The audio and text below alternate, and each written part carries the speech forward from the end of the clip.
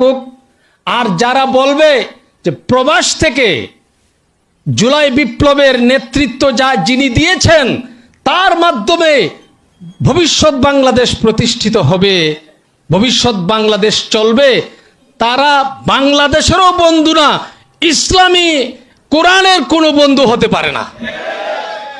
তারা ওই সকল সামান্য 2-4টা আসন লাভ করবার জন্য তারা রাজনীতি করে না। আমি অনুরোধ করব, জাতীয় নেতৃবৃন্দ রয়েছেন, স্থানীয় নেতৃবৃন্দ রয়েছেন, দলকে আমি খারাপ বলছি না, ওই সকল ব্যক্তিদেরকে শুধু রাজনৈতিক দল থেকে নয় সমাজ থেকে বিচ্যুত করতে হবে।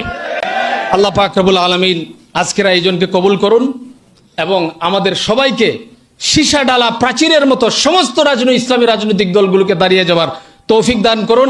আমরা ক্ষমতার রাজনীতি করি না, আমরা ইসলামের রাজনীতি করে, এটাই সত্য, দেশের রাজনীতি করে এটাই সত্য।